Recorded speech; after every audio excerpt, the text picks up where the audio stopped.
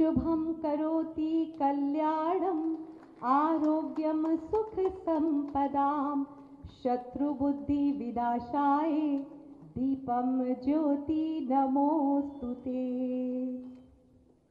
दीपम ज्योति नमोस्तुते। दीप प्रज्वलित हुआ, प्रकाश फैला और इस प्रकाश की रोशनी में हम सभी अपने मकसद में कामयाब हों, ऐसी हम कामना करते हैं। बहुत बहुत धन्यवाद माननीय आपका। और साथियों, जैसा कि हम सभी जानते हैं कि कोरोना वैश्विक महामारी दौरान भी इस सहकारी वसूली में 368.64 करोड़ की वसूली कर उत्तर प्रदेश सहकारी ग्राम विकास बैंक ने एक उपलब्धि हासिल करी है। जोरदार तालियां होनी चाहिए। और बैंक द्वारा गत 3 माहों दिसंबर, जनवरी और फरवरी में रिकॉर्ड रुपए 201 करोड़ की वसूली की गई है, जो कि एक बहुत बड़ी उपलब्धि है। और माह जनवरी 2021 में पहली बार 80 करोड़ की वसूली कर एक नया कीर्तिमान स्थापित किया गया है। और बैंक द्वारा एक दिन में रुपए 8 करोड़ की वसूली करने का रिकॉर्ड स्थापित किया गया है, जो एक बहुत बड़ी उपलब्धि है। इसके लिए जोरदार तालियां होनी चाहिए। इसी के तहत मैं उत्तर प्रदेश सहकारी ग्राम विकास बैंक के प्रबंध निदेशक महोदय आदरणीय A.K. सिंह साहब से निवेदन करती हूं कि कृपया ग्रामीण विकास में बैंक की महती भूमिका पर प्रकाश डालने की कृपा करें। आदरणीय A.K. सिंह साहब, प्रबंध निदेशक महोदय, उत्तर प्रदेश सहकारी ग्राम विकास बैंक।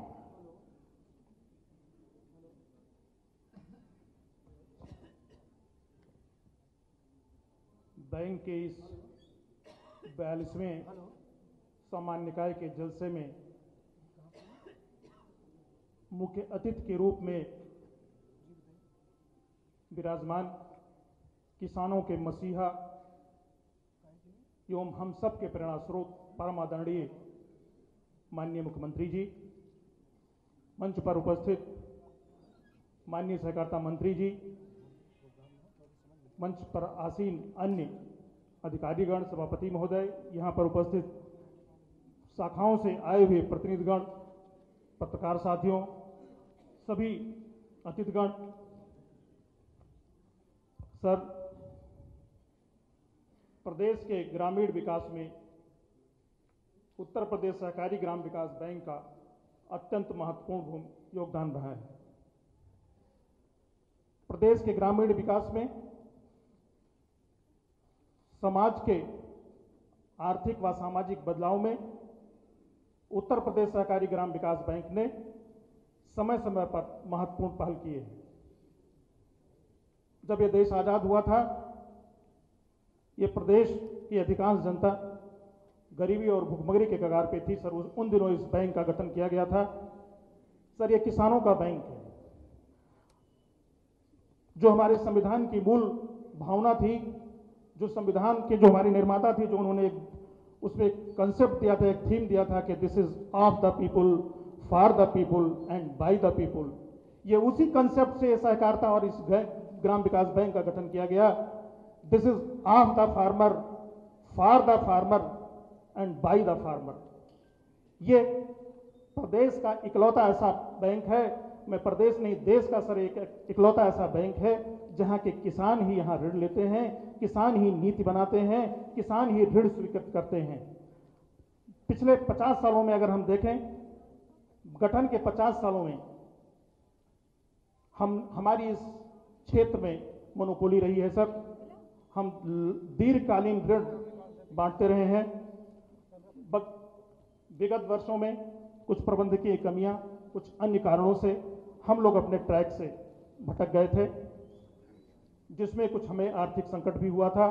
लेकिन आपकी नई टीम आने के उपरांत सर, हम लोगों ने कमर कस के मेहनत किया है।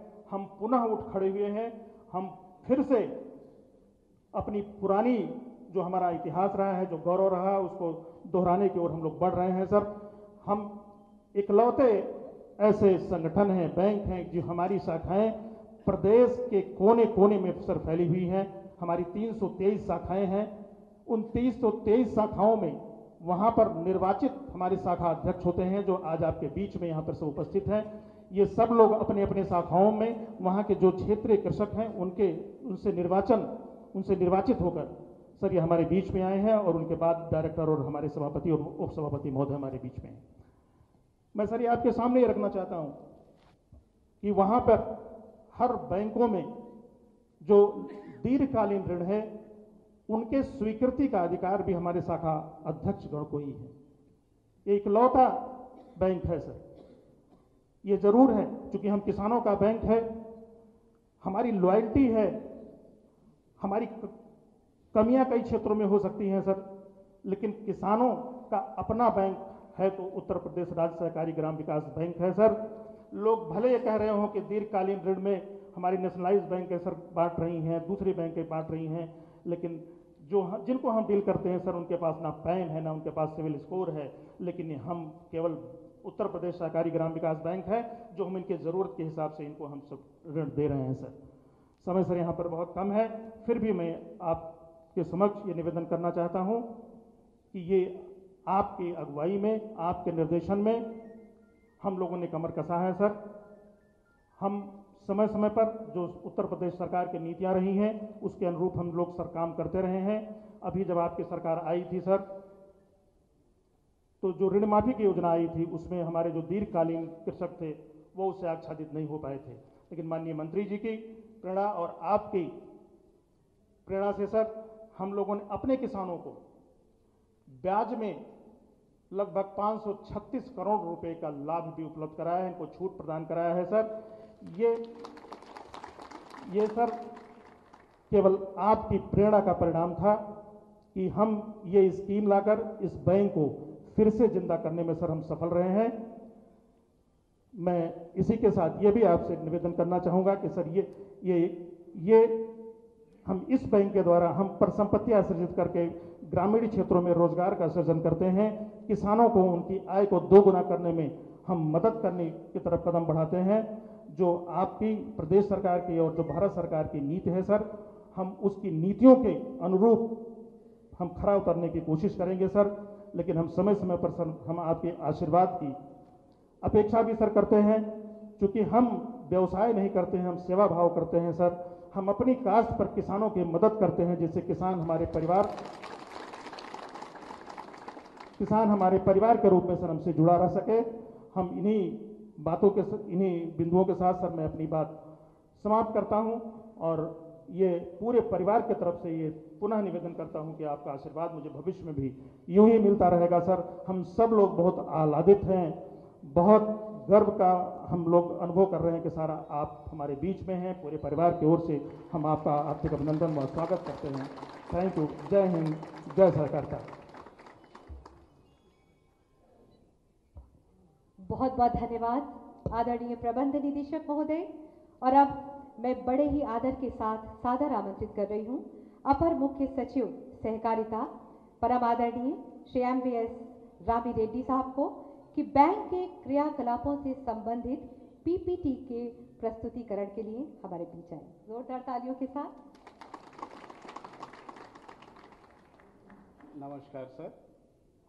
आज के इस सुंदर अवसर यानी उत्तर प्रदेश सहकारी ग्राम विकास बैंक के 42वीं सामान्य निकाय बैठक में मुख्य अतिथि के रूप में पधारे हुए इस प्रदेश के माननीय मुख्यमंत्री जी, माननीय सहकारिता मंत्री जी और ग्राम विकास बैंक के आदरणीय अध्यक्ष जी, मंच पर उपस्थित सम्मानित निदेशकगण और यहाँ उत्तर प्रदेश के चारों ओर से आए हुए इस बैंक के डेलीगेट्स एवं सहकारिता विभाग के सभी अधिकारीगण एवं पत्रकार बंधु।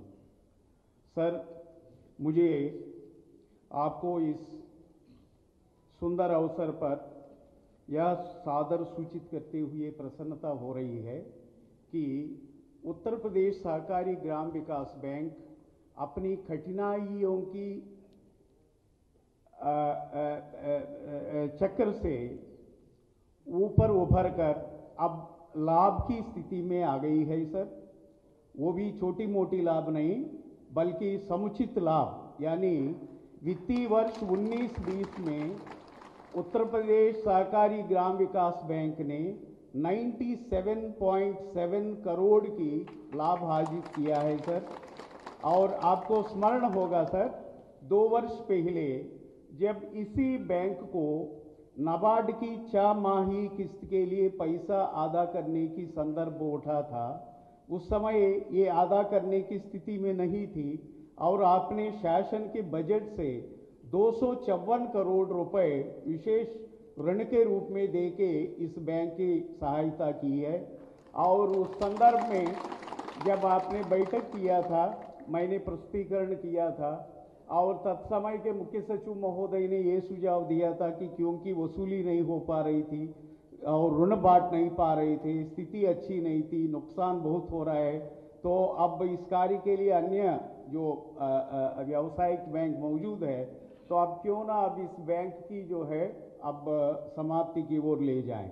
मैंने सर आपसे विशेष अनुरोध किया था 1 साल का मोहलत दिया जाए और आपने सर मेरे बात को मानते हुए एक वसूली पे विशेष ध्यान देके इसको निपटाने की जो निर्देश दिया था। सर हम लोग एकजुट होके सभी ने इस कार्य पे अग्रसर हुए थे सर और इस पे हमको अच्छा परिणाम हुआ है सर। और विगत 2.5 सालों में हमने 2670 करोड़ की वसूली करके और विगत 2 वर्षों में सर नाबार्ड को लगभग 1995 करोड़ और एनसीडीसी को 200 समथिंग करोड़ अपने पूरा जो है इतना जो है उनकी देनदारी हमने चुका दिया सर। अब मात्र नाबार्ड का 325 करोड़ की देनदारी शेष रह गई है और ये शुद्ध लाभ की स्थिति में आ गई है सर। मैं छोटा सा प्रस्तुतीकरण आपको 5 मिनट में प्रस्तुत करना चाहता हूँ। Next please sir. एक नज़र में देखा जाए सर, ये बैंक नहीं सर, एक्चुअली ये एक बृहद सहकारी संस्था है। इसमें रोजमर्रा लेन देन की कार्य नहीं होता है जो अन्य बैंकों में होता है। यहाँ केवल दीर्घकालीन ऋण अपने सदस्यों को बांटती है। इस बैंक जो शब्द थोड़ा सा मिसलीडिंग है, अदरवाइज ये एक सहकारी संस्था है सर। ये पूरा उत्तर प्रदेश में व्यापक रूप से फैली हुई है। इसकी 323 शाखाएं हैं जो 273 तहसील मुख्यालयों पे हैं, शेष शाखाएं 50 जो अच्छे क्षेत्र में जहां कार्य की बहुलता है वहां ब्लॉक मुख्यालयों पे भी है सर। इसका योगदान देखा जाए तो सर अब तक ये 60,22,000 परिवारों को उत्तर प्रदेश भर में लगभग 14,000 करोड़ रुपए का ये ऋण देकर कृषि क्षेत्र में अभूतपूर्व सेवा किया है सर। और ये पैसे का हमने फॉर एग्जाम्पल 1960 में जितना पैसा लोन दिया है उतना ही पैसा माना सर। उस प्रकार से देखा जाए इस धनराशि का बहुत बड़ा जो है योगदान है सर। इसका अच्छा धन देखा जाए तो हमारा प्रदेश भर के जितने काश्तकार परिवार है उसका 25 से 30% परिवार हमारे इस बैंक की सेवा से आच्छादित हो चुके हैं सर। Next please sir. इन कार्यों में हम मुख्यतः अपना ऋण जो है उपलब्ध कराते हैं सर। ये जनरली 5 से 8 वर्ष के लिए ऋण की कार्यकाल होता है सर। Next please sir. हमारा जो ब्याज दर है सामान्य योजना में 11 से 11.5% का ब्याज दर है सर। और जो नेशनल बैकवर्ड कॉरपोरेशन से जो हमको सहायता मिलता है वो क्योंकि बहुत कम ब्याज पे मिलता है तो उन परिवारों को हम 4 से 6% ब्याज दर पे देते हैं। और सामान्य परिवार को भी जो 11 से 11.5% का ब्याज दर है ये हम कम करने जा रहे हैं। नाबार्ड हमको सहायता दे रहे हैं सर। ये सहमति बन गई है। ये पहले जो 10.5% पे हमको धनराशि उपलब्ध करते थे, अब ये सहमति हो गया है कि ये 8.5-9% पे हमको धनराशि उपलब्ध कराएंगे। और पुनर्वित्त और एलटीई लोन पे ये 3% रेट पे हमको सहायता देगी। ये कुल मिला के हम सामान्य वर्ग के लिए भी 8.5 से 9% के रूप में हम ब्याज के प्रतिशत के आधार पर आगामी वर्षों में कार्य करेंगे सर। और नेक्स्ट प्लीज सर, हमारा वित्तीय स्थिति एक झलक में देखा जाए तो अब बैंक की स्थिति अच्छी स्थिति में पहुंच गया सर। हम लोगों ने विगत 2 वर्षों में आपके निर्देशानुसार एक थरो एक्सरसाइज करके शाखावार जो हमारा लंबित ऋणों का स्थिति को हम लोगों ने एक अच्छा सा जायजा लिया है और इसके अनुसार देखा जाए तो हमारा अंश पूंजी लगभग 287 करोड़ है सर। हमारे जो रिजर्व्स है 261 करोड़ है। इस प्रकार से हमारा जो वर्किंग कैपिटल है लगभग 548 करोड़ है और हमारा कुल देनदारी केवल 981 करोड़ है सर, जिसमें शासन द्वारा हमको 276 करोड़ जो लोन जिसकी जगह मैं पहले कर रहा था वो भी इसमें सम्मिलित है और हमारा लगा हुआ ऋण देखा जाए तो लगभग 2807 करोड़ रुपए अभी हमारा लोन जो है जनता में लगा हुआ, ये असल है सर, ब्याज इसके अतिरिक्त है, इसलिए हमारा बहुत अच्छा स्थिति में बैंक आ चुका है सर। और हमने विगत वित्तीय वर्ष 19-20 में शुद्ध लाभ जो है 97.7 करोड़ रुपए हमने कमा लिया है और चूंकि पिछले वर्षों में हानि की स्थिति थी तो हमारा संकलित हानि आज की तिथि में 11 करोड़ 85 लाख है सर। लेकिन इस वित्तीय वर्ष में यानी हम 20-21 में इसको भी जो है पार करके शुद्ध जो है संकलित लाभ की स्थिति में पहुंच जाएंगे सर। ये बहुत सुखद स्थिति है सर। Next page. तो हमारे बैंक की जो प्रमुख उपलब्धियां हैं सर, और इस वित्तीय वर्ष में सर कोविड 2019 होने के बावजूद हमारा अप्रैल मई जून 3 महीना जो हमारा वसूली के लिए बहुत महत्वपूर्ण समय होता है, उसमें लॉकडाउन होने के बावजूद हमने विशेष प्रयास करके फरवरी तक हमने 259 करोड़ रुपए का हमने वसूली किया है सर। ये अपने आप में एक अच्छा जो है मैं मानता हूं कि उपलब्धि है सर। Next please sir. हमने एक जो आपकी जो ऋण राहत योजना से प्रेरणा लेके ये योजना लागू किया है कि हमारा बहुत पुराने लोन जो 97 के पहले लिया है पेंडिंग पड़ा हुआ है, हमने उनको एक वन टाइम सेटलमेंट का ऑफर दिया कि यदि वो अपना जो मूलधन वापस करेंगे हम पूर्ण रूप से ब्याज उनको माफ कर देंगे। वैसे ही सर 97 से 31 मार्च 2007 की बीच पीरियड का जो लोन है उस पर हमने कहा है कि भाई आपका जितना मूलधन है उतना भर का आप ब्याज दे दोगे, बाकी ब्याज और आपराधिक ब्याज हम माफ कर देंगे।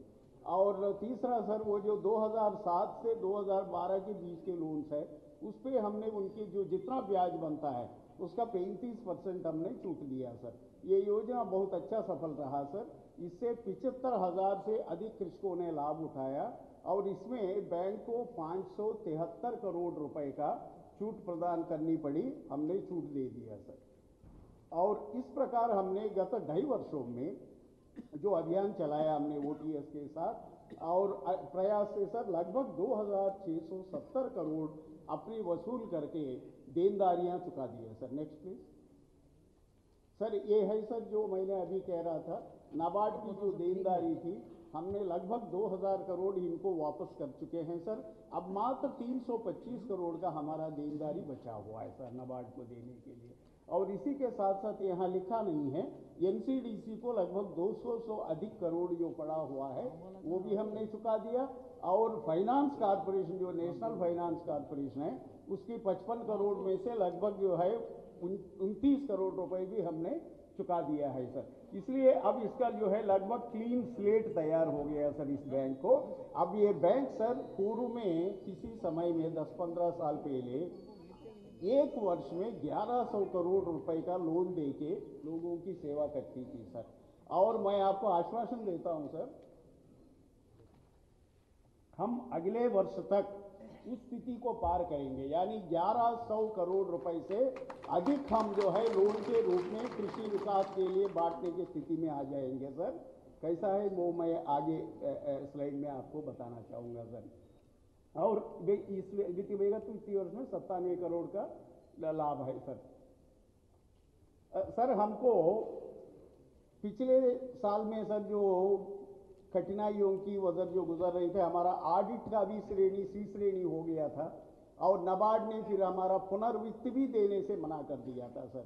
फिर हमने आपके आशीर्वाद से नए सिरे से इसे ठीक करा दिया अपने रिकॉर्ड, फिर हमने ऑडिट करवा दिया, ऑडिट में अच्छी श्रेणी पाए और उसके आधार पर अब पुनः सर नाबार्ड जो है हमको वित्त देना प्रारंभ कर दिया है।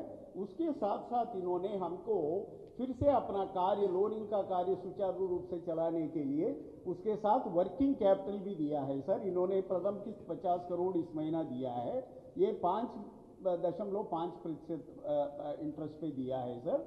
और नाबार्ड के सीजीएम साहब यही बैठे हुए हैं और जब से आए हैं he is really cooperating very well sir.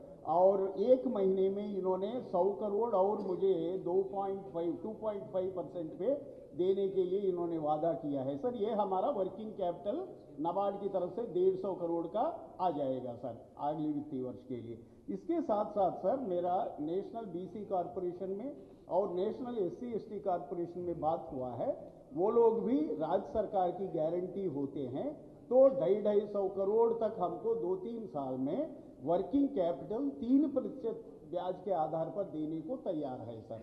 उसका प्रस्ताव मैं आगे कैबिनेट में ले आ रहा हूं सर। हम जो है अपनी गारंटी का सीमा उतना ही रख के पूर्ववत उसमें से हम 500 करोड़ जो है इन संस्थाओं को गारंटी ले रहे हैं सर। इससे मेरे पास लगभग 300-400 करोड़ अपना वर्किंग कैपिटल हो जाएगा। प्लस सर हम जो है अपनी वसूली जो लगभग 600-700 करोड़ सालीना कर रहे हैं, वो हमारा प्रशासनिक खर्चा और देनदारी छोड़ के बाकी जो 200-250 करोड़ रुपए अवशेष बचते हैं उसको भी हम बिजनेस में ले आएंगे सर। इस प्रकार से मैं आगामी वित्तीय वर्ष 2021-22 में लगभग 700-750 करोड़ की बिजनेस जो है मैं करूंगा। उसके नेक्स्ट ईयर में हम जो है 12,500-1,300 करोड़ पहुंचेंगे, नेक्स्ट ईयर में 1,500 करोड़ पहुंचेंगे सर। यानी आगामी 3 वर्षों में हम 1,500 करोड़ प्रति वर्ष की बिजनेस पे इस बैंक को लेके खड़ा कर देंगे सर। और ये इस वित्तीय वर्ष में सर मैं समझता हूं कम से कम ये 120 करोड़ से अधिक शुद्ध लाभ हम कमाएंगे सर। और कर्मचारियों का भविष्य निधि का भी आपको स्मरण होगा सर, कुछ हमारा भी धनराशि वो जो उसमें था प्राइवेट वाली, उसमें अब हमने उसको समाप्त करके सभी पीएफ कर्मचारियों का हमने पीएफ कमिश्नर के यहाँ ट्रांसफर करवा दिया सर। वो भी हमने उसका इंतजाम करा दिया सर। Next please sir. हमारा एक छोटा रिक्वेस्ट है सर, चूंकि सर आपने 30,000 करोड़ से अधिक धनराशि काश्तकारों के फसल नुकसान जो विगत वर्षों में हुआ है उसको देखते हुए अल्पकालीन ऋण के मद में वेरियस जो है बैंक्स के माध्यम से दे चुके हैं। ये भी कृषि से संबंधित ही कार्य है सर। हम जो है 1 साल की बजाय 5 साल के लिए ऋण देते हैं, उतना ही डिफरेंस है। तो उसी सिद्धांत के आधार पर हमारा बैंक का अनुरोध है कि इन्होंने जो ओटीएस के माध्यम से जो 573 करोड़ इन्होंने राहत दिया है सर काश्तकारों को, केवल ब्याज के मद में सर, इन्होंने असल तो माफी नहीं किया सर। तो इसको सर शासन से प्रतिपूर्ति हो जाए तो इनकी वर्किंग कैपिटल में इसका बहुत अच्छा योगदान हो जाएगा सर। तो बैंक की तरफ से और हमारे विभाग की तरफ से माननीय महोदय से मेरा करबद्ध निवेदन है कि इसका जो है कृपया विचार करना चाहें सर। और सर एक मेरा ये भी सुझाव है कि कई राज्यों में जैसे जो है पंजाब है, हरियाणा है, तेलंगाना है सर, इन बैंकों में राज्य सरकार का भी अंशदान है सर। हमारे एक्ट में भी प्रावधान है सर। तो 25% तक जो है हमारा जो 270 करोड़ का मैंने दिखाया सर, बहुत बड़ी धनराशि नहीं है, 70-80 करोड़ का बन जाएगा सर। वो अंशदान राज्य सरकार का होगा तो उससे एक तो राज्य सरकार का स्टैंप भी लगेगा, राज्य सरकार की जो है उसमें हस्तक्षेप बोर्ड लेवल में भी होगा। उससे सर जो है निर्णय जो है पारदर्शक, अच्छे और जनहित के होंगे सर। दुरुपयोग करने की जो हमने पिछले वर्षों में देखा था वो बहुत नियंत्रित हो जाएगा सर। इस पर भी विचार हो जाना चाहिए सर।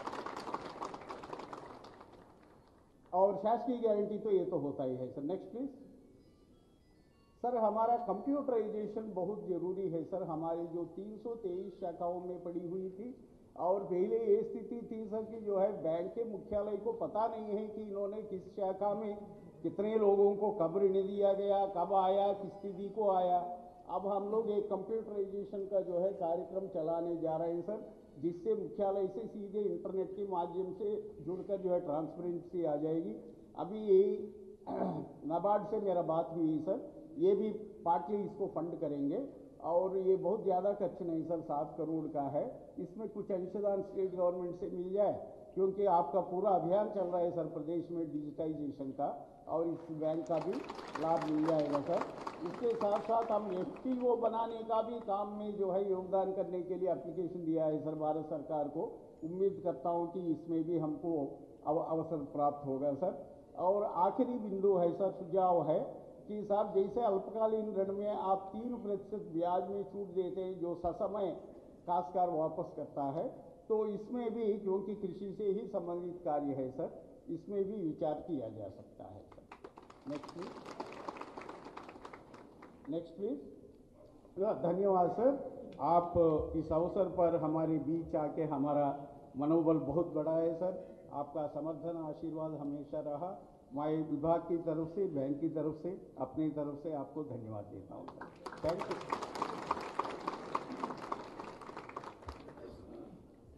बहुत बहुत धन्यवाद अपर मुख्य सचिव महोदय। और अब मैं बड़े आदर के साथ माननीय सहकारिता मंत्री जी माननीय श्री मुकुट बिहारी वर्मा जी से अनुनय करती हूँ कि कृपया अपने मुखारबिंदु से आज के इस शुभ मौके पर अपने विचारों से हम सभी को अवगत कराने की कृपा करें। आप सबकी जोरदार तालियों के साथ।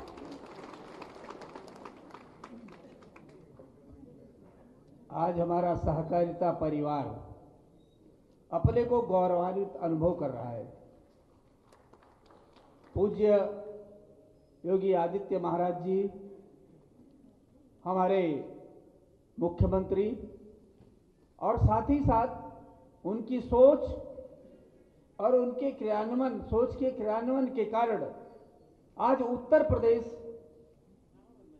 इस प्रकार का प्रदेश बन गया है कि देश के सारे प्रदेश उसका अनुकरण करना चाहते हैं। आदर्श प्रदेश बनाने का श्रेय आदरणीय मुख्यमंत्री जी के। और आज केवल देश ही नहीं तो विदेशों में भी उत्तर प्रदेश के मॉडल की चर्चा होती है, इस सोच की, इस कारगुजारी की।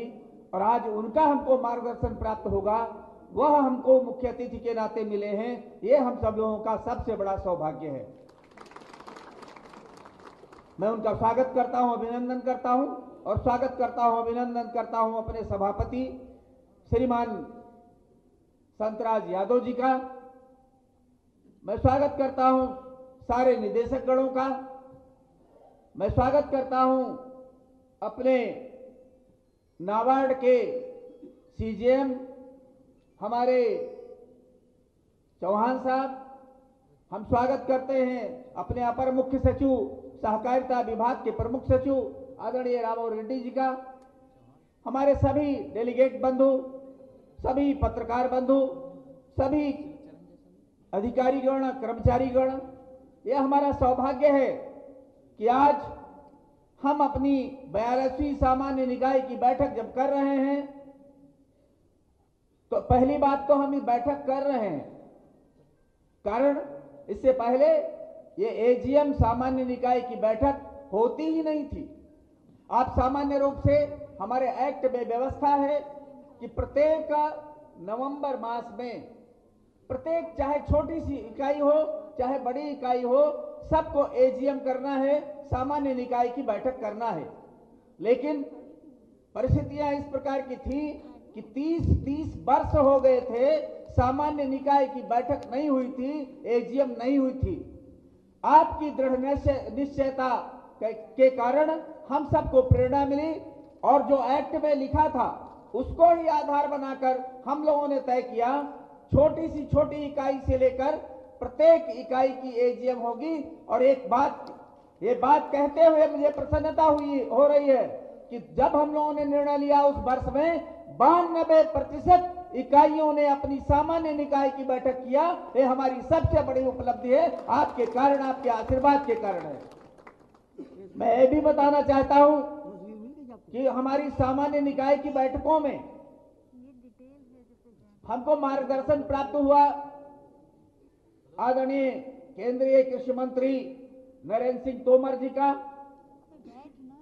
केंद्रीय राज्य मंत्री पुरुषोत्तम रूपाला जी का, हमारे दोनों डिप्टी सीएम आदरणीय केशव प्रसाद मौर्य जी, आदरणीय दिनेश शर्मा जी, हमारे वित्त मंत्री सुरेश खन्ना जी का, हमारे वरिष्ठ कृषि मंत्री श्रीमान सूर्य प्रताप शाही जी का, किंतु इन सब के मार्गदर्शन किसी न किसी एजीएम में मिले। लेकिन एक बहुत बड़ी अभिलाषा हम लोग पाले हुए थे, क्या कभी यह भी सौभाग्य होगा कि माननीय मुख्यमंत्री जी भी हमारे किसी एजीएम में आएंगे। मैं इसके लिए अपने को सौभाग्यशाली मानता हूं और अपने सभापति संतराज जी को मैं इसके लिए विशेष धन्यवाद देता हूं कि इन्होंने हिम्मत किया।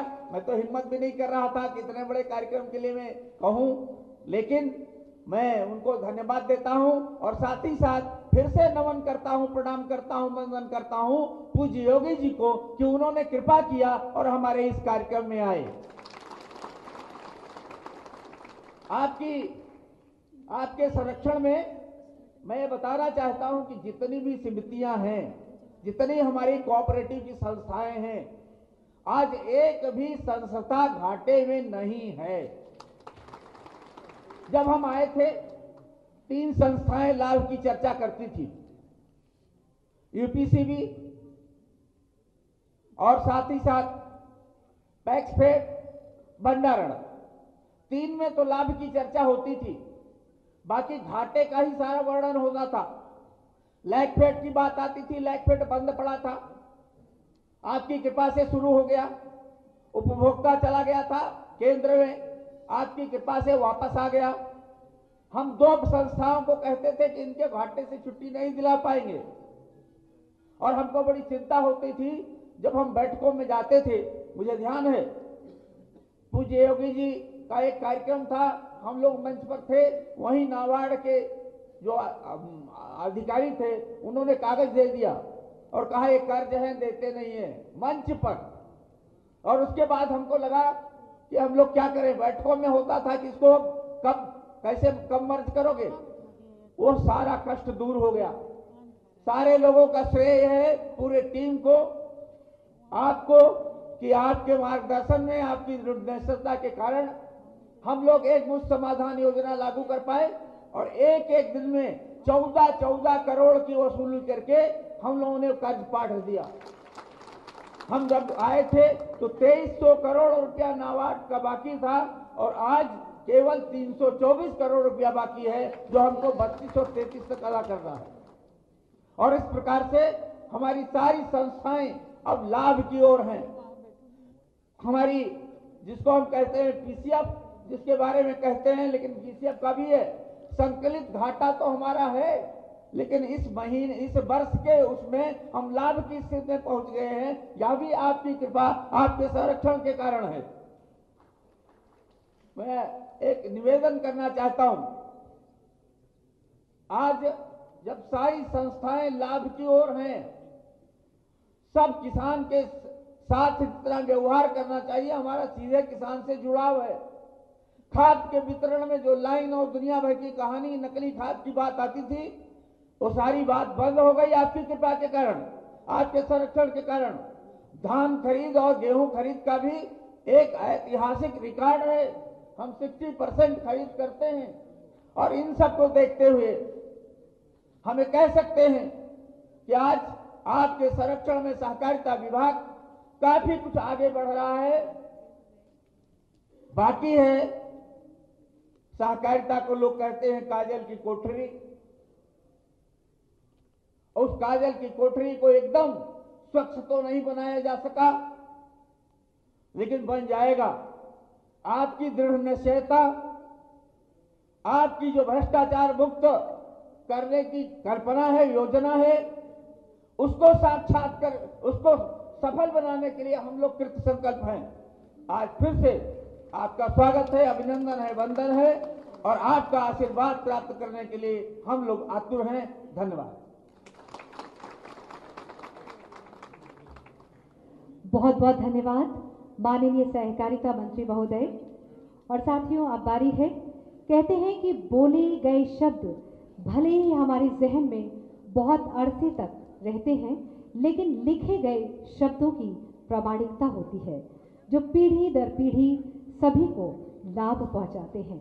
इसी क्रम में बैंक द्वारा वार्षिक एक स्मारिका तैयार की गई है सामान्य निकाय की बैठक की, जिसके विमोचन के लिए मैं बड़े आदर के साथ माननीय मुख्यमंत्री महोदय जी से और सम्मानित अतिथियों से निवेदन करती हूं कि कृपया इसका विमोचन करने की कृपा करें। आप सबकी जोरदार तालियों के साथ।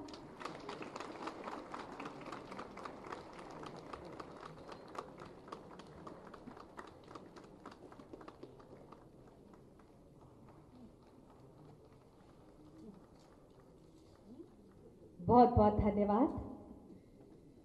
साथियों, गांव, ग्रामीण, किसान, युवाओं, श्रमिकों, शिक्षितों एवं कौशल रखने वाले व्यक्तियों के उत्थान हेतु वचनबद्ध है हमारी उत्तर प्रदेश सरकार, जिसके मुखिया हैं माननीय मुख्यमंत्री महोदय माननीय श्री योगी आदित्यनाथ जी। ये हम सभी का परम सौभाग्य है कि आज के इस शुभ मौके पर आप हमारे बीच पधारे हैं। मैं बड़े ही आदर के साथ आपसे विनम्र निवेदन करती हूं कि आज के इस शुभ मौके पर अपने आशीर्वचनों से हम सभी को अनुग्रहित करने की कृपा करें।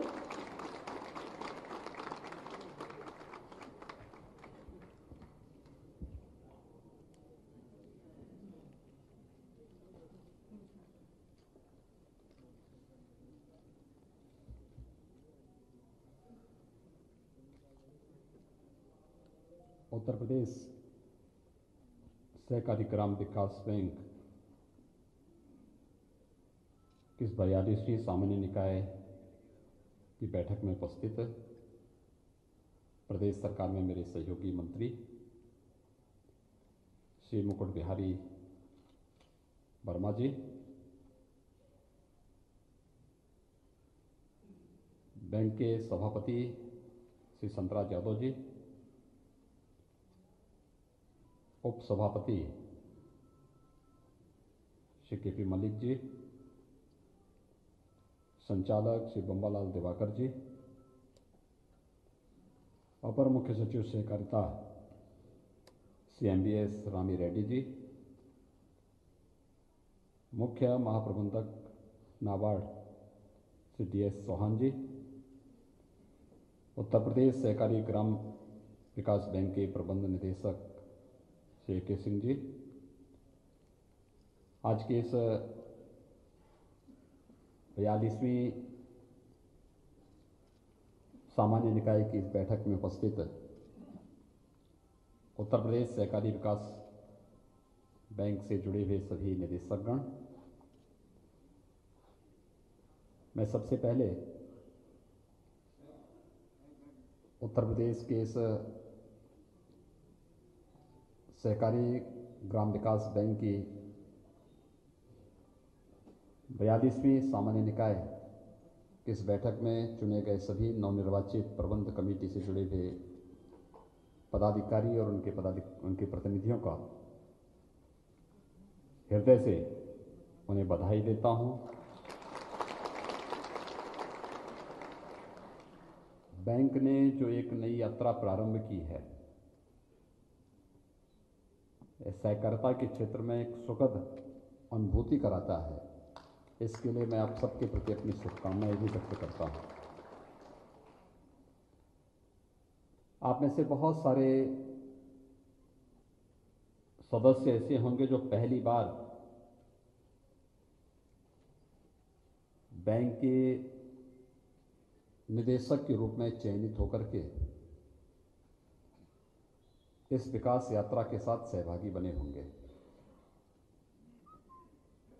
व्यक्तिगत जीवन में आप अपने घर में, अपने परिवार में विकास की इस प्रक्रिया का पार्ट रहे होंगे, लेकिन अब एक सहकारिता के अभियान के साथ जुड़कर के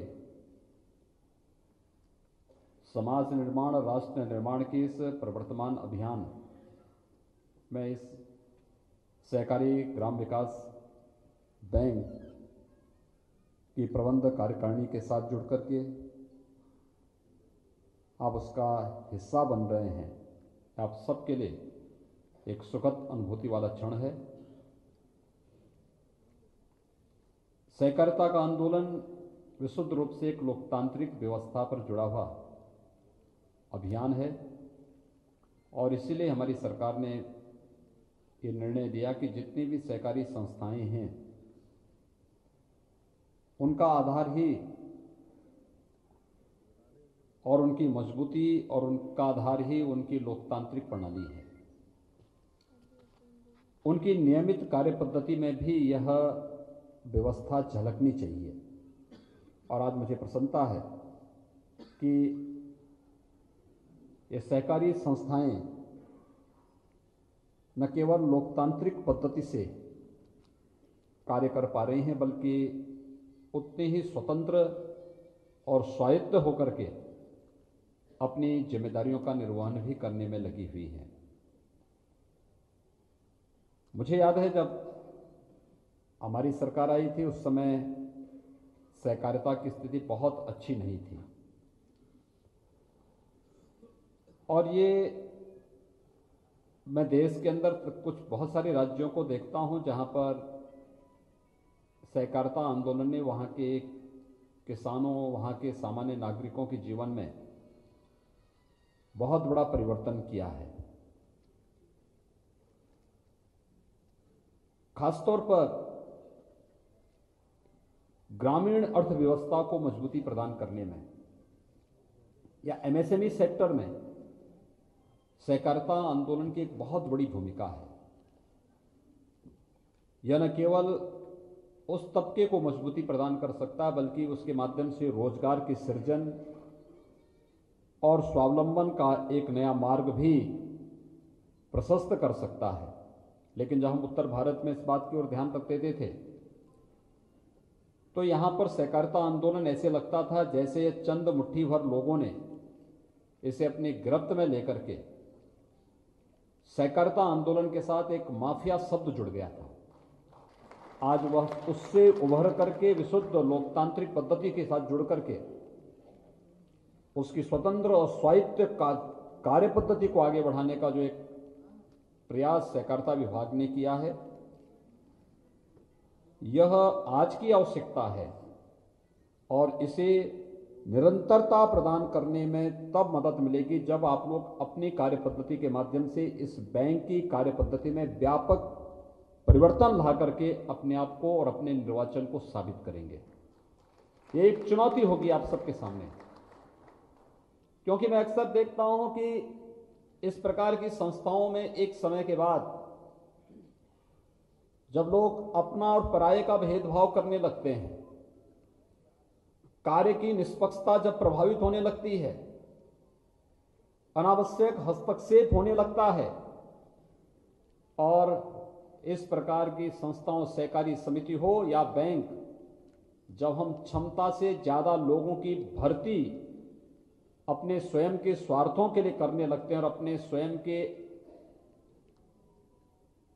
परिवार के लोगों की उसमें घुसपैठ करने लगते हैं, तो न केवल वह संस्था मरती है बल्कि सहकारिता आंदोलन भी दम तोड़ने लगता है और उसके माध्यम से हम समाज की और ग्रामीण अर्थव्यवस्था की अपूर्णीय क्षति करते हैं।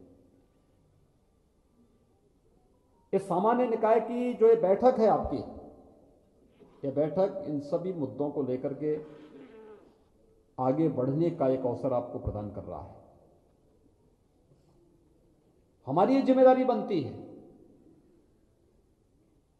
कि टीम इस बात को लेकर के है कि हम लोग सामूहिक रूप से विशुद्ध सहकारिता की भावनाओं के साथ टीम वर्क के माध्यम से प्रदेश के अंदर एक बार फिर से सहकारिता के आंदोलन में एक नई जान फूंकने का कार्य करें। मेरा विश्वास है कि जहां पर टीम वर्क होगा उसके बेहतर परिणाम भी उसी रूप में सामने आएंगे। 10 लोग होंगे, 10 लोगों की अलग अलग राय होगी, लेकिन संस्था के हित में, किसानों के हित में और प्रदेश के हित में क्या है, हमें अंततः निष्कर्ष वहीं तक लेकर के जाना है और जो भी प्रदेश के हित में होगा वही हमें लागू करना होगा अगर हम इस संकल्प के साथ चल पड़ेंगे, कोई कारण नहीं कि यह बैंक जो अब तक किसानों के लिए, एक समय तो ऐसा आ चुका था जब हमारे यहाँ पे प्रमुख सचिव कह ही रहे थे, स्वयं हमारी बैठक में इस बात को निष्कर्ष पर हम पहुंच चुके थे कि बैंक को बंद कर देना चाहिए। लेकिन अगले 2 वर्ष के दौरान बैंक ने अपनी कार्य पद्धति में काफी सुधार लाया और सुधार की भी बहुत सारी गुंजाइश है। लेकिन जब सुधार की प्रक्रिया चल रही है तो सुधार की इस प्रक्रिया के साथ साथ उतनी ही सावधानी के साथ आपको कदम भी बढ़ाने पड़ेंगे कि कैसे हम सीमित संसाधनों से बेहतर परिणाम देकर के पहले लाभांश को उस स्थिति में पहुंचा लें कि आने वाले समय में भी जो लोग जुड़े हैं इनमें तो सुरक्षा का भाव रहे ही, बल्कि अन्यों के सामने भी हम सुरक्षा का एक भाव पैदा कर सकें। एक बहुत बड़ी जिम्मेदारी होगी आप सबके सामने। और मुझे लगता है कि प्रदेश के अंदर खासतौर पर जब हम सहकारिता आंदोलन की बात करते हैं, इसके मरने के पीछे ही वही रहा, जब स्वार्थी तत्वों की घुसपैठ ऐसे संगठनों और ऐसी संस्थाओं में होती है तो वह संस्था अपने आप दम तोड़ने लगती है। हमारी सरकार जब 2017 में आई थी तो हम लोगों ने एक ही काम किया था। सबसे पहला काम हमने किसानों, लघु और सीमांत किसानों की स्थिति को देखा था। लघु और सीमांत किसान प्रदेश के अंदर खेतीबाड़ी से मुंह मोड़ रहे थे, उनके सामने पलायन की स्थिति थी, आत्महत्याओं की निरंतर शिकायतें आ रही थी और उस समय सरकार ने निर्णय लिया था कि हम प्रदेश के अंदर लघु और सीमांत किसानों के 1 लाख तक के कर्जों को माफ करके उन्हें एक नया जीवन दे करके फिर से इस क्षेत्र में उन्हें हम लाने का प्रयास करेंगे। और मुझे प्रसन्नता है कि हमारी सरकार उसको करने में सफल रही। लेकिन हम लोगों ने इसमें तकनीक को अपनाया, क्योंकि जब हम लोगों ने पहले सर्वे किया था, सर्वे में जो बात सामने हमारी आई थी कि ये कर्जा 90,000 करोड़ रुपए का है, मैं असमंजस में था। उत्तर प्रदेश जैसे राज्य में 90,000 करोड़ रुपए, उस समय प्रदेश का कुल बजट ही लगभग 2.5 लाख करोड़ का था। तो मैंने कहा 90,000 करोड़ रुपए अगर हम लोग यहां खर्च करेंगे तो प्रदेश का तो दिवालिया पिट जाएगा। हम लोगों ने फिर इसको तकनीक के साथ जोड़ने का कार्य किया। हमने कहा भी जितने लोग आवेदन किए हैं इन सबको एक बार आधार से लिंक करो, और उसके बाद फिर 1 लाख तक की सीमा तय हुई। आप देखते होंगे 36,000 करोड़ रुपए तक पैसा सीमित हो गया, क्योंकि एक एक किसान ने 2-2, 3-3 बैंकों से एक ही खेत के रकबे के लिए पैसा ले रखा था। और फिर जब हम लोगों ने कहा कि वे पैसा नगद नहीं देंगे, बल्कि जितना उसका कर्जा होगा उतना बैंक में जमा कर दें, बैंक उसको सर्टिफिकेट बांट देगा। उत्तर प्रदेश ने सफलतापूर्वक उस मॉडल को प्रस्तुत किया। लेकिन हम लोगों ने ये पैसा बैंक से उधार नहीं लिया, बल्कि अपने बजट का पार्ट इसको बनाया। हमने प्रदेश की इनकम को बढ़ाया।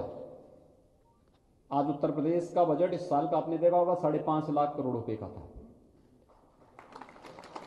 यानी 4 वर्ष में प्रदेश के बजट को हम लोग लगभग 3 गुना की ओर लेके गए हैं। 2 लाख करोड़ से बढ़ा करके आज 5.5 लाख करोड़ तक हम पहुंच गए हैं। कोविड-19 नहीं होता तो ये दायरा हमारा बढ़ता है।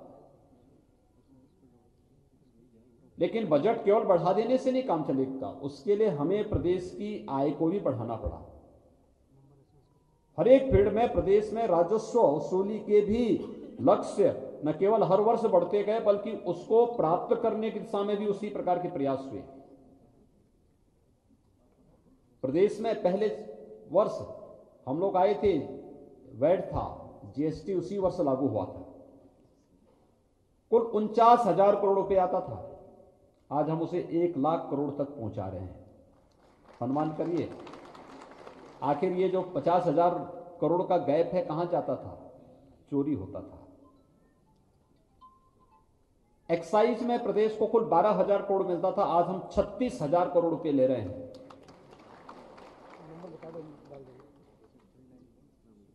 स्टैंप एंड रजिस्ट्रेशन में प्रदेश के अंदर कुल 11,000 करोड़ के आसपास आता था, इस समय हम 23,500 करोड़ रुपए ले रहे हैं। और मंडी में भी 1100-1200 करोड़ रुपए आ पाता था, हम उसे 2000 करोड़ तक पहुंचाए हैं।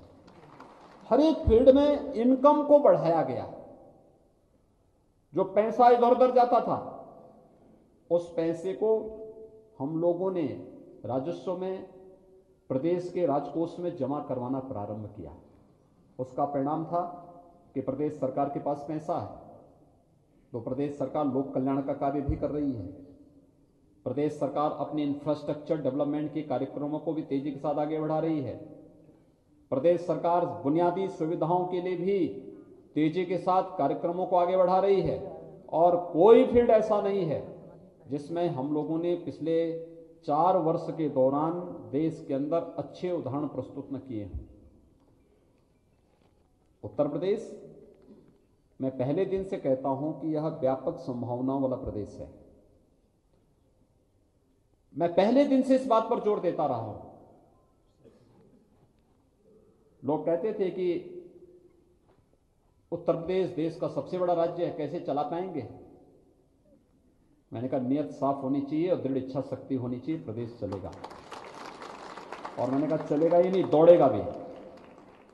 आज उत्तर प्रदेश, जिस उत्तर प्रदेश के बारे में कहा जाता था कि यहां निवेश नहीं हो सकता, जिस उत्तर प्रदेश के बारे में कहते थे कोई यहां आना ही नहीं चाहता है, दुनिया का कोई ऐसा निवेशक नहीं जो आज उत्तर प्रदेश में निवेश करने का इच्छुक न हो। पिछले 3 वर्ष के दौरान हम लोगों ने 3 लाख करोड़ रुपए से अधिक का निवेश प्रदेश में कराया, और 35 लाख युवकों को उसके साथ सीधे नौकरी के साथ जोड़ने का काम किया है उत्तर प्रदेश के अंदर। हमने इसके लिए कार्य पद्धति में व्यापक सुधार किया, तकनीक को अपनाया, निवेश मित्र पोर्टल बनाया। कोई निवेशक एक कार्यालय में नहीं जाएगा, एक जगह आवेदन करेगा और स्वतःस्फूर्त भाव के साथ उसको एनओसी मिलता हुआ दिखाई देगा, और एक समय के साथ उसको मिल जाएगा। जहां से नहीं मिलेगा ये मान लिया जाएगा कि मिल गया है, और अगर गलत मिला है तो जिसकी टेबल से समय से निर्णय नहीं हुआ उसकी जवाबदेही हम तय करेंगे। आज उसका परिणाम है ईज ऑफ डूइंग बिजनेस में प्रदेश की रैंकिंग में कितना सुधार हुआ। 16 में हम 14 नंबर पर थे, आज दूसरे नंबर पर उत्तर प्रदेश आ गया है पूरे देश के अंदर। अर्थव्यवस्था के क्षेत्र में आबादी में सबसे बड़ा प्रदेश, लेकिन हमारी अर्थव्यवस्था 5वें और 6ठे नंबर की थी। हम लोगों ने हर एक फील्ड में जब काम किया, और खासतौर पर हमने 2 को तो बहुत मजबूती के साथ टच किया। एक कृषि के क्षेत्र में किसानों के लिए उन्हें शासन की सुविधाओं से आच्छादित किया, समय पे बीज मिले, खाद मिले, उनके खेत तक पानी मिले, उनको अन्य सुविधाएं मिले, खाद्यान्न उत्पादन को बढ़ाया गया। आप याद करिए उत्तर प्रदेश के अंदर कोरोना कालखंड में भी हमने चीनी मिलों को बंद नहीं होने दिया, सभी 119 चीनी मिलों को चलाया। किसानों को कहा कि जब तक आपके खेत में गन्ना होगा चीनी मिलें चलेंगी, और चलवाया गया। उसका परिणाम क्या रहा? प्रदेश में किसानों के मन में विश्वास हुआ, खाद्यान्न उत्पादन हम लोगों ने कई गुना बढ़ाया, कृषि आत्मनिर्भरता की ओर प्रदेश के अंदर गई। लेकिन साथ साथ प्रदेश में औद्योगिक निवेश के लिए एमएसएमई सेक्टर को भी हमने फोकस किया। रोजगार सृजन इसके माध्यम से हुए, लोगों ने इसके माध्यम से पूंजी निवेश करना प्रारंभ किया। छोटी छोटी पूंजी पे लोगों ने अपना काम प्रारंभ करना प्रारंभ किया, और परिणाम क्या हुआ कि जो हम 6ठी अर्थव्यवस्था थी, आज देश की टॉप की 2 अर्थव्यवस्थाओं में कोई है तो उत्तर प्रदेश उसमें से एक है। बेरोजगारी की दर प्रदेश के अंदर लगातार बढ़ती गई। 2016-17 में प्रदेश के अंदर 18% से अधिक बेरोजगारी थी, आज वो घट करके 4% से कम हुई है। यानी बेरोजगारी घटी है क्योंकि रोजगार का सृजन हुआ है, नौकरियां मिली हैं। ये हर एक फील्ड में हो सकता है, और आपका क्षेत्र तो केवल किसानों से जुड़ा हुआ क्षेत्र है। 5 से 15 वर्ष तक के लिए किसानों को लोन देने की सुविधा आपके पास है, लेकिन हम अगर इसमें बिना भेदभाव के जिन लोगों को हम लोन दे रहे हैं, हमारे यहां होता क्या है, हम लोग जब किसी को लोन देते हैं तो उनका कोई प्रशिक्षण नहीं देते, बताते भी नहीं। ये बैंकों का दायित्व बनना चाहिए कि हमारी अलग अलग टीमें होनी चाहिए। एक टीम बैंक में काम कर रही है जो बैंक में लोन देने का काम कर रही है, एक टीम जो किसानों के साथ संवाद बनाने वाली है, एक टीम जो उन्हें प्रशिक्षित करने वाली है कैसे किसान खेती के विविधीकरण की तरफ जाकर के अधिक लाभांश कमा सकता है, और लाभांश कमाएगा तो पैसा बैंक में ही आएगा, कहीं और जगह नहीं जाने वाला है।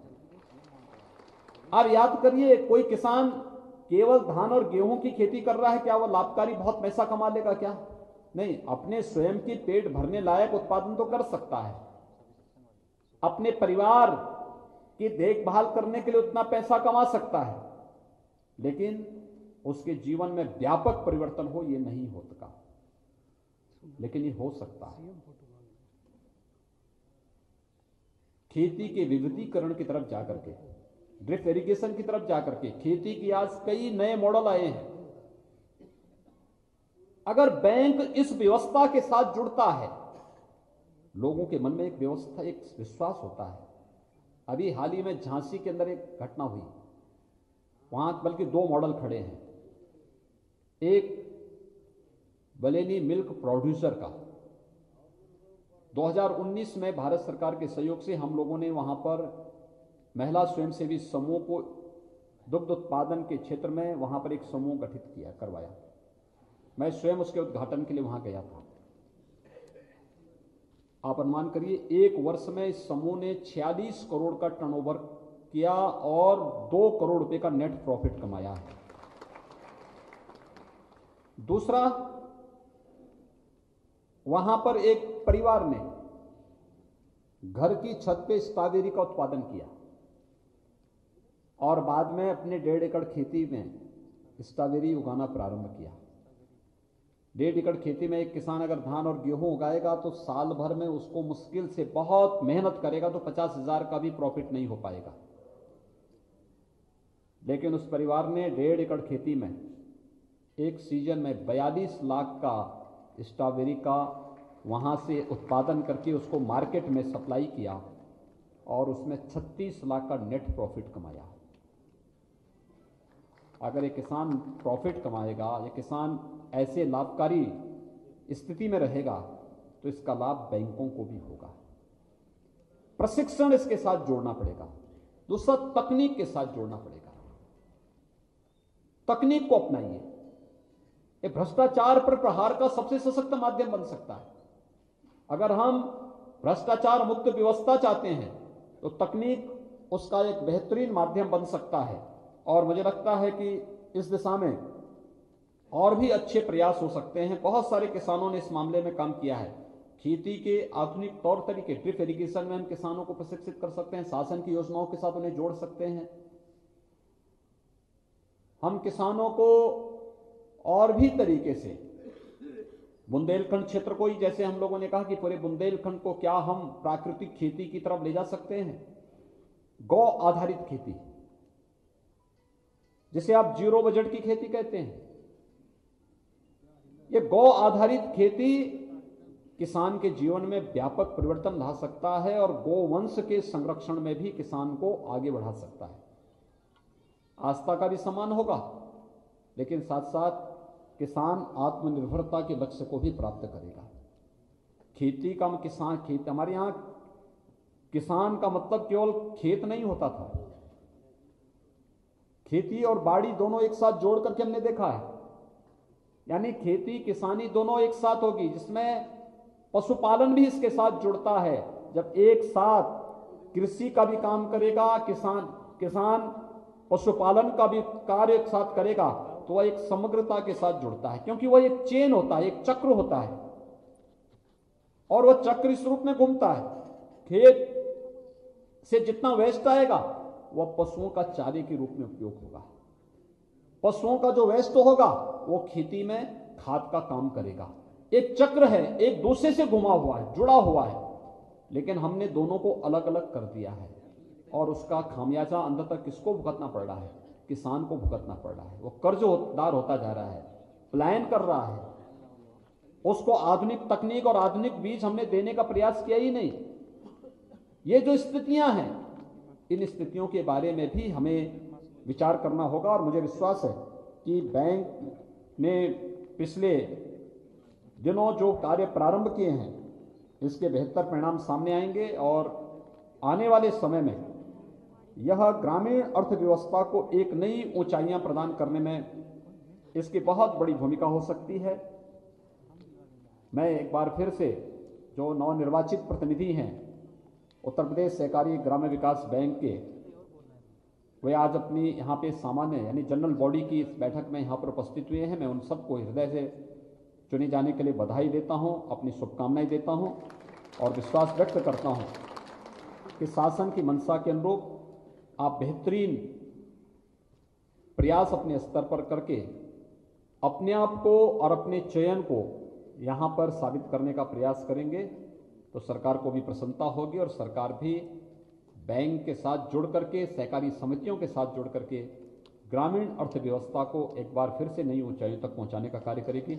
आपके इस पूरे अभियान के प्रति और 42वीं सामान्य निकाय बैठक के प्रति मेरी मंगलमय शुभकामनाएं। धन्यवाद। जय हिंद।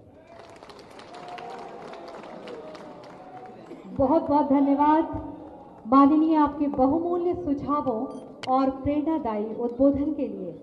और अब हम आगे बढ़ते हैं तो विधिवत आभार व्यक्त करने के लिए मैं बड़े ही आदर के साथ सादर आमंत्रित कर रही हूं माननीय सभापति आदरणीय श्री संतराज यादव जी को, आप सभी की जोरदार तालियों के साथ।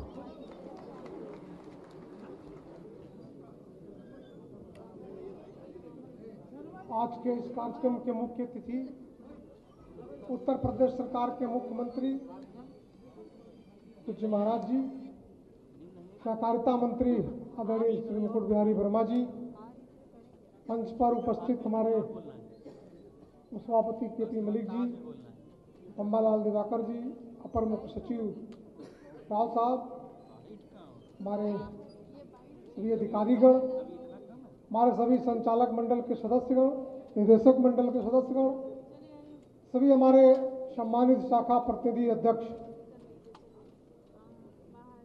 बैंक के बुलाने पर इस 42वीं समान निकाय बैठक में आप सब उपस्थित हुए।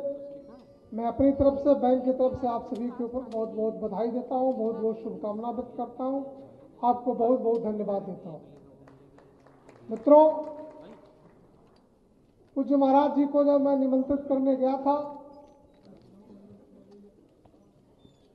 उन्होंने बातचीत के दौरान आश्वासन दे दिया था, यद्यपि आज तक सहकारिता के क्षेत्र में किसी मुख्यमंत्री का आगमन नहीं हुआ, विशेष करके इस सामान्य निकाय की बैठक में, और हमारे इस भूमि विकास बैंक में तो पूरी तरह से नहीं हुआ। लेकिन माननीय महाराज जी हम लोगों के बीच में आकर के जो आशीर्वाद और जो स्नेह हम सबको दिया है, निश्चित रूप से हम सब उससे लाभान्वित होंगे। और मैं विश्वास कर रहा हूं कि आपके आने मात्र से ये बैंक पे 4 चांद लगेंगे और निश्चित रूप से बैंक की कार्य पद्धति और आगे बढ़ेगी।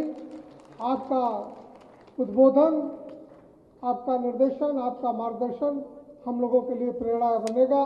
मैं पुनः एक बार पूज्य महाराज जी के प्रति आभार व्यक्त करता हूं, हृदय से आभार व्यक्त करता हूं, सभी अधिकारियों के प्रति आभार व्यक्त करता हूं और अपने पूरे उत्तर प्रदेश के सभी कोनों से, सभी तहसीलों से, सभी कोने से आए हुए सभी हमारे जो सम्मानीय शाखा अध्यक्ष, शाखा प्रतिनिधि हैं, सभी के प्रति मैं आभार व्यक्त करता हूं और इस आभार व्यक्त के साथ आज के कार्रवाई को यहीं संपूर्ण होने की घोषणा करता हूं।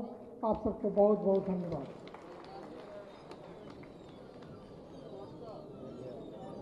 बहुत बहुत धन्यवाद माननीय सभापति महोदय। और इसी के साथ आज की ये सामान्य निकाय की बैठक यहीं संपन्न होती है। मैं विनीता जौहरी आप सभी से इजाजत लेती हूँ। नमस्कार।